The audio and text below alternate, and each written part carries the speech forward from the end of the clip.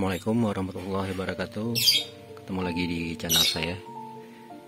Kali ini kita akan sharing tentang bagaimana cara mempercepat pembesaran cabang pada bonsai program kita.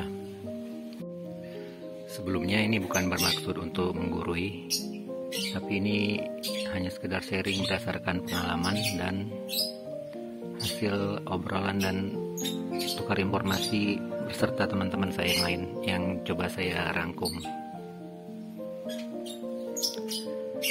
Nah, kembali ke topik kita, bagaimana caranya untuk mempercepat pembesaran cabang pada bahan program bonsai kita. Jadi buat teman-teman bisa menyimaknya, dan kalau bisa jangan di skip karena tahapan-tahapannya ini saling berhubungan. Jadi agar teman-teman tidak terlewatkan tahapan-tahapannya hingga nanti hasil pemrograman teman-teman itu bisa maksimal.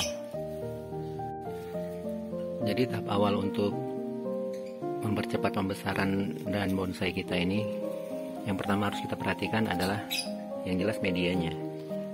Terutama buat teman-teman yang melakukan program di dalam pot, kita harus tahu karakter tanaman yang kita tanam itu maunya seperti apa. Pada umumnya sih kalau tanaman yang jelas dia mau medianya poros agar tidak terjadi pembusukan akar.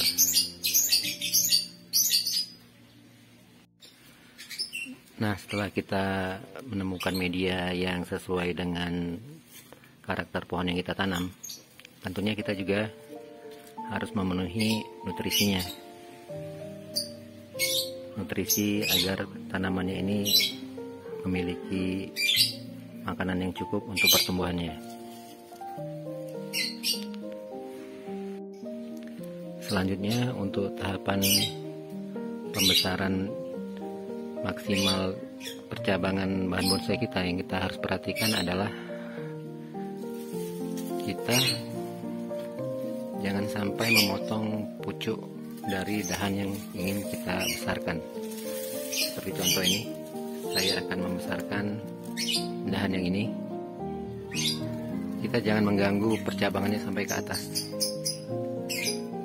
Kita los, jangan sampai ada perantingannya yang kita potong di atas, terutama bagian pucuknya, karena bagian pucuknya itu sangat berpengaruh untuk melakukan tarikan, untuk melakukan pembesaran batang. Jadi itu yang kedua, jangan sampai kita melakukan pemotongan di pucuk dahan yang ingin kita besarkan. Nah, makanya kalau teman-teman yang membeli bahan cangkokan, biasanya mereka meminta yang los pucuk. Kenapa yang los pucuk? Karena los pucuk itu tarikan untuk pembesaran batangnya dia lebih cepat daripada yang sudah di cutting di bagian atasnya. Nah, tahapan ketiga yang harus kita perhatikan kalau kita ingin melakukan pembesaran batang agar maksimal, usahakan batang yang akan kita besarkan itu ujungnya tetap menghadap ke atas. Jadi seperti ini. Misalkan kita mau membuat dahan tangan sampingnya, kita boleh mengarahkannya ke bawah, tetapi ketika di ujung kita harus tetap mengarahkannya ke atas. Ini sangat berpengaruh, sangat berpengaruh. Kalau kita mengarahkan semua percabangannya ini ke bawah, tarikan pertumbuhannya nanti bisa mandek dan macet. Jadi lebih baik kita mengarahkan bagian pucuk ini tetap ke atas, walaupun di bagian bawahnya kita melakukan tekukan ke bawah. Kalau teman-teman perhatikan, dahan-dahan yang bagian pucuknya ini menghadap ke atas, pertumbuhannya pasti lebih cepat daripada yang ke samping. Teman-teman bisa lihat, ini dahan-dahan yang ke samping pertumbuhannya lebih lambat jika dibandingkan dengan yang tumbuh ke atas. Nah, itu yang ketiga.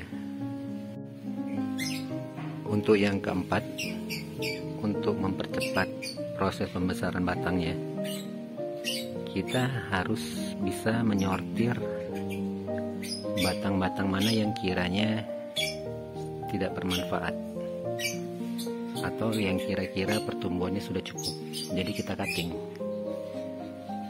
sehingga nutrisi dari akar yang terserap ke atas bisa dialirkan ke percabangan yang akan kita besarkan.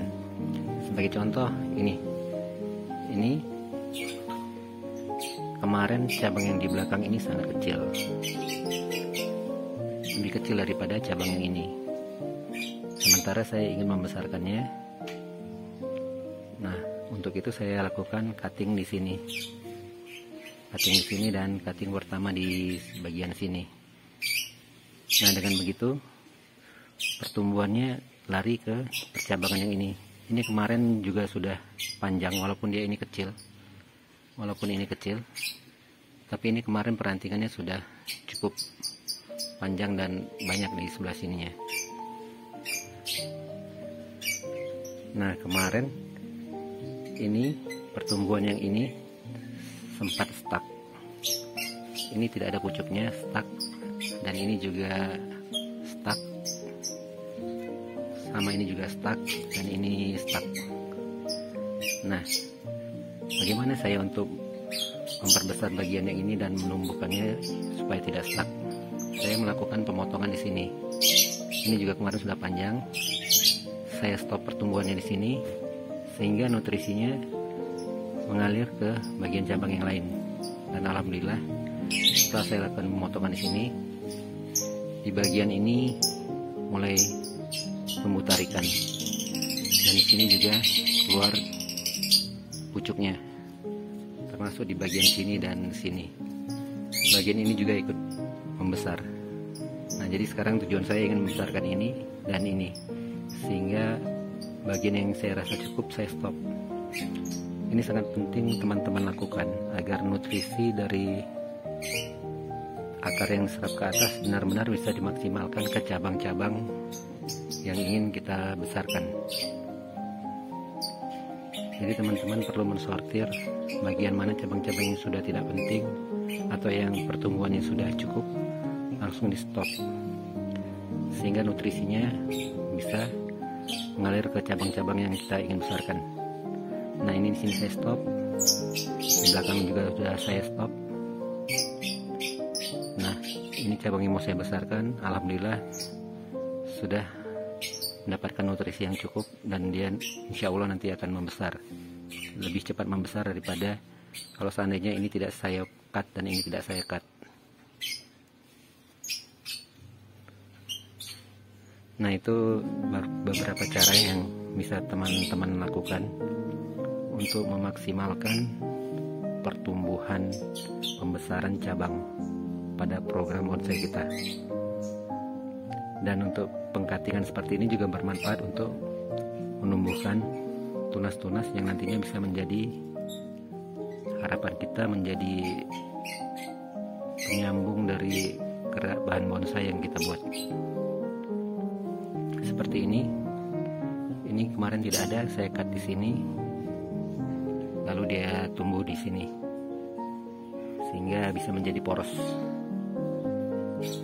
untuk ke atasnya nanti. Mudah-mudahan informasi ini bermanfaat bagi teman-teman semua. Jangan lupa untuk like, komen, dan subscribe untuk mendapatkan info-info seputar bonsai yang lain.